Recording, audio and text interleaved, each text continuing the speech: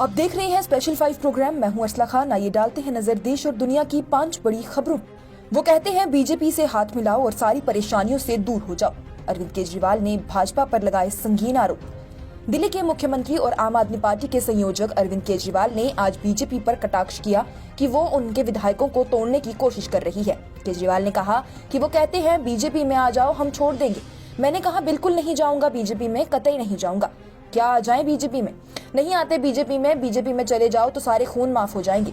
दिल्ली के किराड़ी में 4 सरकारी स्कूलों के शिलान्यास के दौरान बोले अरविंद केजरीवाल ने उक्त बात कही। उन्होंने कहा कि वो जो मर्जी षड्यंत्र कर ले, हमारे खिलाफ कुछ नहीं होने वाला और मैं भी डटा रहूंगा उनके खिलाफ। मैं भी झुकने वाला नहीं हूँ। हमने कोई भी गलत काम नहीं किया है। स्कूल ही तो बनवा रहे हैं, अस्पताल बनवा रहे हैं, सीवर ठीक करवा रहे हैं, दिल्ली में सड़कें बनवा रहे हैं। दिल्ली पुलिस की अपराध शाखा ने अरविंद केजरीवाल और दिल्ली की मंत्री आतिशी को नोटिस भेजकर आरोपों पर जवाब देने को कहा था, क्योंकि बयानों से पता चला कि उन्होंने एक संज्ञेय अपराध के संबंधी में कुछ जानकारी दी थी। हालांकि केजरीवाल ने अपने भाषण के दौरान बीजेपी पर हमला करके अपने प्रतिरोध का संकेत दे दिया है। मुख्यमंत्री केजरीवाल ने कहा कि भले ही उन्हें जेल भेज दिया जाए, स्कूल बनाने और लोगों को मुफ्त इलाज मुहैया कराने जैसी दिल्ली सरकार के जारी विकास कार्य रुकेंगे नहीं। केजरीवाल ने कहा कि मनीष सिसोदिया को जेल में डाल दिया गया क्योंकि उन्होंने स्कूल बनवाए थे। सत्येंद्र जैन को जेल भेज दिया गया क्योंकि उन्होंने मोहल्ला क्लिनिक बनवाए थे। पुणे यूनिवर्सिटी में रामलीला का मजाक उड़ाना पड़ा भारी। यूनिवर्सिटी के प्रोफेसर समेत 5 बच्चों की हो गई गिरफ्तारी। रामलीला आधारित नाटक में धार्मिक भावनाओं को आहत करने के आरोप में पुणे विश्वविद्यालय के एक प्रोफेसर और 5 स्टूडेंट्स को गिरफ्तार कर लिया गया है। शुक्रवार को इस नाटक का मंचन किया गया था, जिसमें कथित तौर पर माता सीता को स्मोक करते हुए दिखाया गया है। इसके अलावा नाटक में आपत्तिजनक संवाद और दृश्य थे। अखिल भारतीय विद्यार्थी परिषद के पदाधिकारी और पुणे विश्वविद्यालय के ललित कला केंद्र के छात्रों के बीच शुक्रवार शाम नाटक के मंचन को लेकर हाथापाई हो गई। ललित कला केंद्र का नाटक रामलीला में विभिन्न भूमिकाएं निभाने वाला अभिनेताओं के मंच के पीछे से मजाक पर आधारित था। जानकारी के मुताबिक इस नाटक में सीता का किरदार स्मोक करते हुए और अभद्र भाषा बोलते हुए दिखाया गया था। इसके बाद एबीवीपी के पदाधिकारी हर्षवर्धन हरपुड़े ने शिकायत दर्ज करवाई।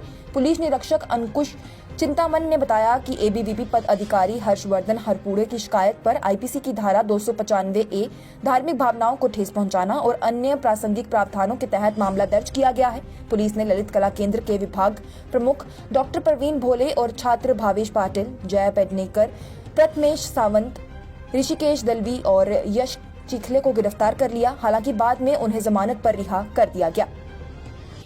राज्य के दर्जे की मांग से गूंज रहा लद्दाख, पूरे राज्य में बंद जैसे दिखे हालात। केंद्र शासित प्रदेश लद्दाख में राज्य के दर्जे को लेकर भारी विरोध प्रदर्शन हो रहा है। कड़कड़ाती ठंड के बीच हजारों की संख्या में लोग इकट्ठे हो रहे हैं और राज्य का दर्जा किए जाने की मांग कर रहे हैं। इसके चलते पूरे लद्दाख में बंद जैसी स्थिति देखने को मिली है। वो केंद्र शासित प्रदेश के लिए 6ठी अनुसूची के तहत राज्य का दर्जा और संवैधानिक सुरक्षा की मांग कर रहे हैं। ले अपेक्स बॉडी और करगिल डेमोक्रेटिक अलायंस द्वारा संयुक्त रूप से विरोध प्रदर्शन आयोजित किया गया था। खबरों के मुताबिक हजारों पुरुष और महिलाएं इस जमा देने वाली ठंड के बावजूद इकट्ठे हुए और लद्दाख के मुख्य शहर लेह में विरोध प्रदर्शन किया।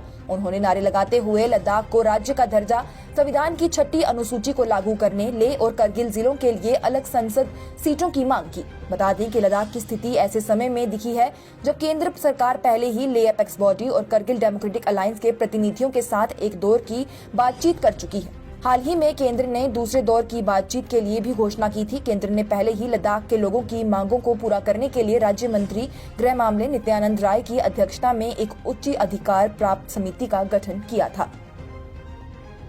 लोकसभा चुनावों से पहले बड़ा खतरा चल रहा कांग्रेस के साथ महाराष्ट्र में कई बड़े लीडर छोड़ सकते हैं पार्टी का हाथ। भाजपा के मौन समर्थन के साथ अजीत पवार गुट मुंबई कांग्रेस से 2 अन्य प्रमुख मुस्लिम नेताओं के साथ 15-15 विधायकों को भी शामिल करने पर विचार कर रहा है। उनमें मुंबा देवी विधायक अमीन पटेल और मलाड पश्चिम से विधायक असलम शेख भी शामिल हैं। बाबा सिद्दीकी के बेटे जिशान वर्तमान में बांद्रापुर से विधायक हैं।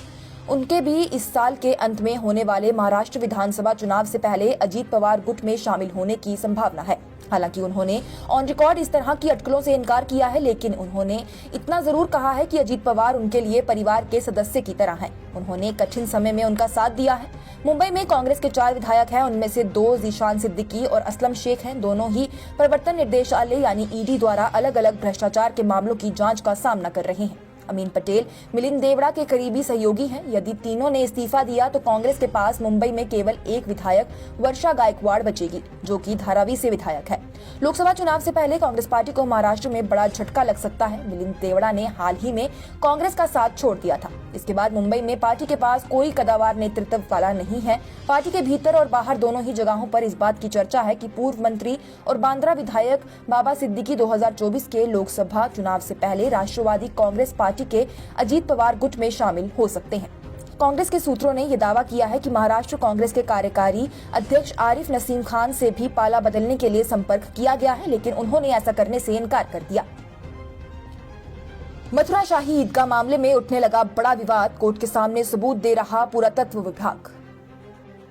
श्री कृष्ण जन्मभूमि और शाही ईदगाह जमीनी विवाद में एक बड़ा और अहम साक्ष्य सामने आया है। इस सबूत में बताया गया कि मुगल शासक औरंगजेब ने मथुरा में मंदिर तोड़कर मस्जिद बनवाई थी। दरअसल इसका खुलासा आरटीआई के द्वारा मांगी गई जानकारी में आगरा के पुरातत्व विभाग के द्वारा किया गया था। पुरातत्व विभाग की पुष्टि के बाद अब श्री कृष्ण जन्मभूमि के पक्षकार और कृष्ण जन्मभूमि के वादी एडवोकेट महेंद्र प्रताप के द्वारा इस अहम साक्ष्य को 22 फरवरी को हाई कोर्ट और उसके बाद सुप्रीम कोर्ट में पेश किया जाएगा। महेंद्र प्रताप ने बताया कि मथुरा के कृष्ण जन्मभूमि ईदगाह मामले में अब आगरा के पुरातत्व विभाग कार्यालय की तरफ से मुहैया कराई गई ये जानकारी सबसे बड़ा साक्ष्य होगा। मथुरा में इस समय देश के आतंकी शासक औरंगजेब ने प्राचीन मंदिर श्री कृष्ण जन्मभूमि के स्थिति जन्म स्थान पर केशव देव का मंदिर तोड़ दिया था। इसके बाद उसी स्थान पर मस्जिद का निर्माण कराया गया। औरंगजेब की बनाई मस्जिद के स्थान पर ही शाही ईदगाह मस्जिद का निर्माण कराया गया है। ये जानकारी आगरा स्थित पुरातत्व विभाग कार्यालय की तरफ से मुहैया कराई गई है।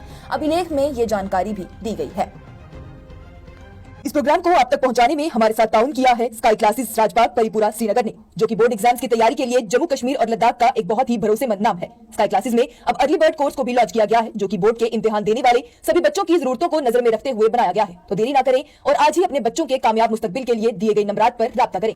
स्पेशल 5 प्रोग्राम में आज के लिए इतना ही। देश और दुनिया की बड़ी खबरें लेकर फिर मिलूंगी आपसे। तब तक के लिए आप देखते रहिए न्यूज इंसाइडर 24/7।